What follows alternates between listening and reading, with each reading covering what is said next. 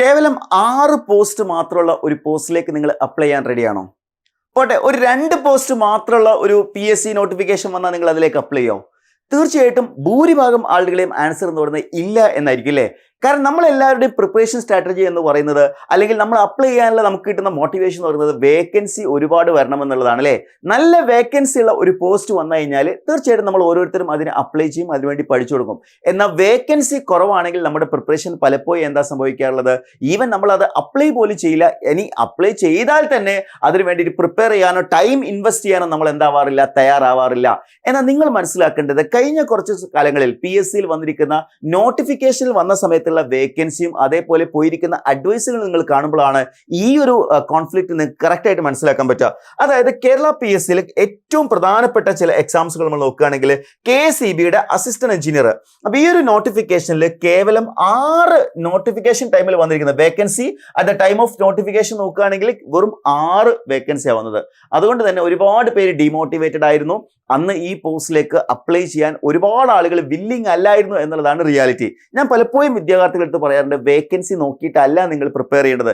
കാരണം 6 അഡ്വൈസുകൾ മാത്രം വന്നെടുത്ത് ഇപ്പം വന്നിരിക്കുന്നത് 260 അഡ്വൈസ് ആണ്. അതിലേക്ക് ഒരു 105 അഡ്വൈസ് കൂടി എക്സ്ട്രാ വരാൻ പോവാണ്. KSEBയുടെ തന്നെ ബോർഡ് ഓഫ് ഡയറക്ടേഴ്സ് 105 പുതിയ വേക്കൻസി അപ്രൂവ്ഡ് ആയിട്ടുണ്ട്. അത് എത്രയും പെട്ടെന്ന് കേരള PSCയിലേക്ക് റിപ്പോർട്ട് ആയി കഴിഞ്ഞാൽ 105 അഡ്വൈസ് കൂടി വരും. അങ്ങനെ നോക്കുമ്പോൾ 365 എന്ന് പറയുന്ന ഒരു ബിഗ് നമ്പറിലേക്കാണ്. എന്ന് വെച്ചാല് 6ൽ നിന്ന് 365ലേക്ക് 60 മടങ്ങ് വേക്കൻസിയാണ് അല്ലെ?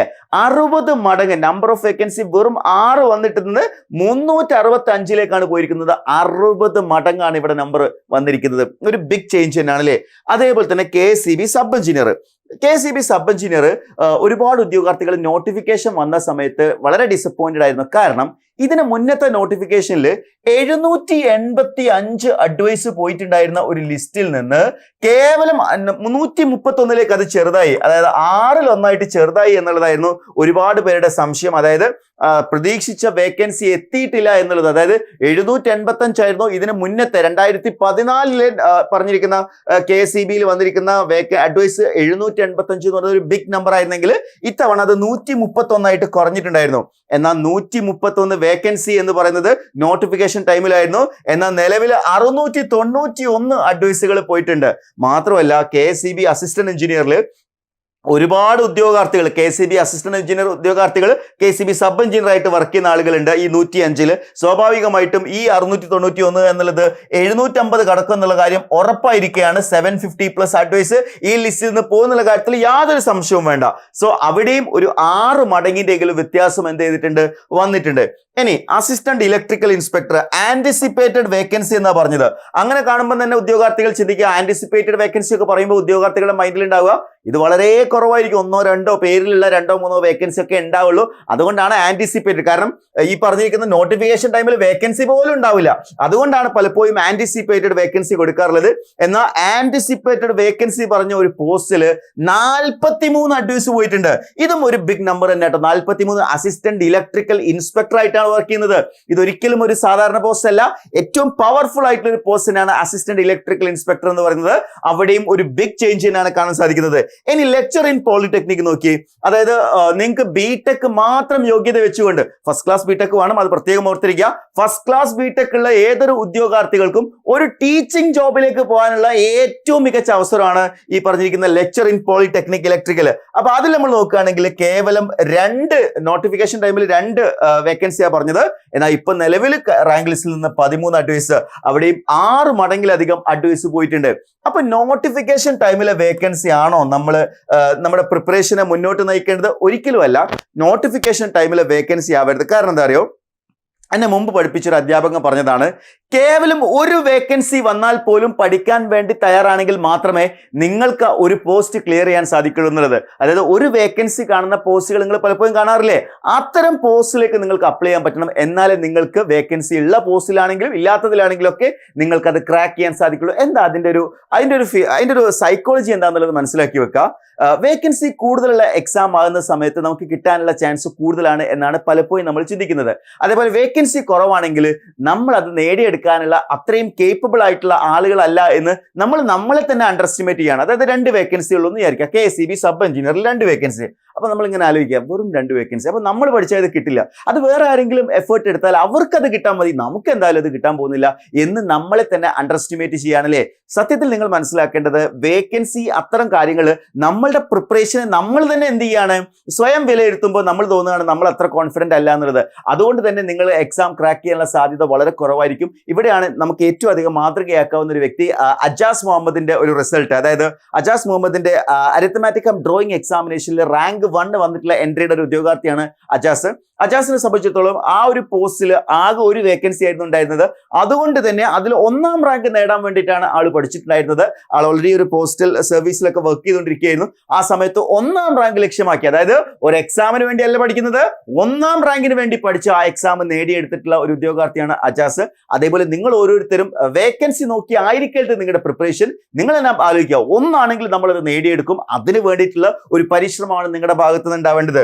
അപ്പൊ കേരള PSC നമ്മൾ നോക്കുകയാണെന്നുണ്ടെങ്കിൽ നിങ്ങളുടെ പ്രിപ്പറേഷൻ നേരത്തെ തുടങ്ങേണ്ടത് വളരെ ഇമ്പോർട്ടന്റ് ആയിട്ടുള്ള ഒരു കാര്യമാണ്. നോട്ടിഫിക്കേഷൻ വന്നതിന് ശേഷം പ്രിപ്പയർ ചെയ്യുന്ന ഉദ്യോഗാർത്ഥികളും അതിന് മുമ്പ് പ്രിപ്പയർ ചെയ്ത ഉദ്യോഗാർത്ഥികളും നമ്മൾ നോക്കുകയാണെങ്കിൽ നേരത്തെ പ്രിപ്പയർ ചെയ്ത ഉദ്യോഗാർത്ഥികൾക്കാണ് റിസൾട്ട് വരിക എന്നുള്ളത് ഞാൻ മുമ്പ് പല വീഡിയോസിലും പറഞ്ഞിട്ടുള്ള കാര്യമാണ്.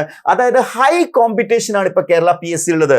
എന്തുകൊണ്ടാണ് നിങ്ങൾക്ക് എല്ലാവർക്കും അറിയാം, പല ഗവൺമെന്റ് ജോബുകളുടെയും ഗ്ലാമർ കൂടി വരികയാണ്. അതിന് പ്രധാന കാരണം AI എന്ന് പറയുന്ന ആർട്ടിഫിഷ്യൽ ഇന്റലിജൻസ് എന്ന് പറയുന്നത് വൈറ്റ് കോളർ ജോബ്സിനെ വളരെ നല്ല രീതിയിൽ ബാധിച്ചുകൊണ്ടിരിക്കുകയാണ്. പല കമ്പനികൾ എന്ത് ചെയ്യാണ്, അവർക്ക് വലിയ രീതിയിലുള്ള തൊഴിൽ നഷ്ടം സംഭവിച്ചുകൊണ്ടിരിക്കുകയാണ്. അപ്പൊ അത്തരം ആളുകളൊക്കെ സ്വന്തം ജോലി, അതായത് ഒരു 5-8 വർഷമൊക്കെ വർക്ക് ചെയ്തിട്ട് അവിടുന്ന് പോരേണ്ടി വരികയാണ്.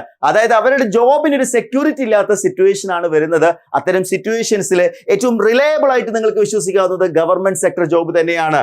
അതുകൊണ്ട് തന്നെ ഈ ഒരു മേഖലയിൽ കോമ്പറ്റീഷൻ കൂടി വരികയാണ്. അപ്പൊ അത് മനസ്സിലാക്കിയിട്ട് നിങ്ങളുടെ പ്രിപ്പറേഷൻ നിങ്ങൾ എന്ത് ചെയ്യണം, നേരത്തെ സ്റ്റാർട്ട് ചെയ്യണം. ഇനി lack of time to prepare, അതായത് പലപ്പോഴും കേരള PSC എക്സാംസിൽ മുമ്പത്തെ പോലെ 1 വർഷം 1.5 വർഷം ഒന്നും പ്രിപ്പറേഷന് വേണ്ടി നിങ്ങൾക്ക് കിട്ടില്ല. വളരെ മിനിമൽ ആയിട്ടുള്ള ടൈം ആയിരിക്കും നിങ്ങൾക്ക് പ്രിപ്പറേഷന് വേണ്ടി കിട്ടുന്നുണ്ടാവുക. സോ നേരത്തെ പ്രിപ്പയർ ചെയ്യുന്ന ഉദ്യോഗാർത്ഥിയാണെങ്കിൽ നിങ്ങൾക്ക് അവിടെ ഫുൾ ടൈം തന്നെ കിട്ടും എന്നുള്ളതാണ്. മികച്ച ഒരു ടൈം അവിടെ പ്രിപ്പയർ ചെയ്യാൻ കിട്ടും. അതായത് ഇവിടെ ഏതൊരു എക്സാമും പ്രിപ്പയർ ചെയ്യുന്ന സമയത്ത് സ്റ്റഡി, റിവൈസ് ആൻഡ് പ്രാക്ടീസ്, ഈ 3 കാര്യങ്ങളാണ്. ഇപ്പൊ സ്റ്റഡി എന്ന് പറയുന്ന സമയത്ത് നമ്മൾ എന്ത് ചെയ്യണം, നമ്മൾ സബ്ജക്ട് ഇൻ ഡെപ്തിൽ നമ്മൾ പഠിക്കണം. കാരണം എന്താണ്, ലെവൽ ഓഫ് എക്സാംസും കൂടിയിട്ടുണ്ട്. കേരള PSCയുടെ മാറ്റങ്ങളെ കുറിച്ചൊരു വീഡിയോ നമ്മൾ ചെയ്തിട്ടുണ്ടായിരുന്നു. ആ വീഡിയോയിൽ ഞാൻ പറഞ്ഞിട്ടുണ്ടായിരുന്നു PSC എക്സാംസുകളുടെ സ്റ്റാൻഡേർഡ് കൂടിയിട്ടുണ്ട്. അപ്പൊ സ്വാഭാവികമായിട്ടും നമ്മളുടെ സ്റ്റഡി എന്ന് പറയുന്നത് ഇൻ ഡെപ്ത് സ്റ്റഡി ആയിരിക്കും വേണ്ടത്. അതായത് കൺസെപ്റ്റ് ക്ലിയർ ആയിട്ട് മനസ്സിലാക്കി അതിന്റെ നോട്ട് എഴുതിയെടുത്ത് ഹാൻഡ് റിട്ടൺ നോട്ട്സോട് കൂടി പ്രിപ്പയർ ചെയ്യുക. അതിനുശേഷം അത് റിവൈസ് ചെയ്യണം. കാരണം നമ്മൾ പഠിക്കുന്ന കാര്യങ്ങളൊക്കെ പെട്ടെന്ന് മറന്നു പോകാനുള്ള സാധ്യത ഉണ്ട്. അപ്പൊ അത് റിവൈസ് ചെയ്യണം. ദെൻ മോക്ക് ടെസ്റ്റ് എന്ന് പറയുന്നത് വളരെ ഇമ്പോർട്ടന്റ് ആണ്. നമ്മൾ എത്ര പഠിച്ചു എന്ന് പറഞ്ഞു കഴിഞ്ഞാലും 100 ക്വസ്റ്റ്യൻ 1.5 മണിക്കൂറിൽ ക്രാക്ക് ചെയ്യുക എന്ന് പറയുന്നത് അതൊരു വല്ലാത്ത റണ്ണ് തന്നെയാണ്. അപ്പൊ അത് മനസ്സിലാക്കി എടുക്കണമെങ്കിൽ പ്രിപ്പറേഷൻ എന്ന് പറയുന്നത് ഏറ്റവും ഉയർന്ന ലെവലിലേക്ക് നിങ്ങൾ കൊണ്ടുപോകണം. സോ ഇത്തരത്തിൽ ഏറ്റവും എഫക്റ്റീവ് ആയിട്ട് നിങ്ങൾ പഠിക്കാൻ തയ്യാറാവുകയാണെങ്കിൽ 2026 നിങ്ങൾക്കൊരു സർക്കാർ ജോലി നേടിയെടുക്കാൻ പറ്റും. അപ്പോൾ ഒരുപാട് നോട്ടിഫിക്കേഷൻ വരാനുണ്ട്. KSEB സബ് എഞ്ചിനീയർ വരാനുണ്ട്, KSEB അസിസ്റ്റന്റ് എഞ്ചിനീയർ പക്ഷേ അടുത്ത വർഷമായിരിക്കും. അങ്ങനെ ഒട്ടനേകം എക്സാംസുകൾ നടന്നുകൊണ്ടിരിക്കുകയാണ്. അപ്പോൾ KSEB സബ് എഞ്ചിനീയർ നമ്മൾ നേരത്തെ തന്നെ പ്രിപ്പറേഷൻ സ്റ്റാർട്ട് ചെയ്യാൻ നിങ്ങൾ ആഗ്രഹിക്കുന്നുണ്ടെങ്കിൽ, എൻട്രിയോടൊപ്പം നിങ്ങൾ ആഗ്രഹിക്കുന്നുണ്ടെങ്കിൽ KSEB സബ് എഞ്ചിനീയർ ബാച്ച് നമ്മൾ സ്റ്റാർട്ട് ചെയ്യുന്നു. അപ്പോൾ KSEB സബ് എഞ്ചിനീയർ ബാച്ചിൽ ജോയിൻ ചെയ്യാൻ താഴെ കൊടുത്തിരിക്കുന്ന ഗൂഗിൾ ഫോം ഫില്ല് ചെയ്യുക. അതുപോലെ നിങ്ങളുടെ സുഹൃത്തുക്കൾക്ക് ഷെയർ ചെയ്ത് കൊടുക്കുക. വേക്കൻസി നോക്കി ആയിരിക്കരുത് നിങ്ങളുടെ പ്രിപ്പറേഷൻ എന്ന് പറയുന്നത്. ഈ ഒരു വർഷം നിങ്ങൾ എഫേർട്ട് എടുക്കുകയാണെന്നുണ്ടെങ്കിൽ ലൈഫ് ലോങ് നിങ്ങൾക്ക് ഹാപ്പി ആയിട്ട് മുന്നോട്ട് പോകാം. സോ നിങ്ങളുടെ ലൈഫിൽ ഒരു ഗവൺമെന്റ് ജോബാണ് നിങ്ങളുടെ എയിം എങ്കിൽ അത് എൻട്രിയോടൊപ്പം ആഗ്രഹിക്കുന്നുണ്ടെങ്കിൽ താഴെ കൊടുത്തിരിക്കുന്ന ഗൂഗിൾ ഫോം ഫില്ല് ചെയ്യുക. അങ്ങനെ അപ്പൊ എങ്ങനെയാണ് പഠിച്ചു തുടങ്ങല്ലേ. Wish you all the best.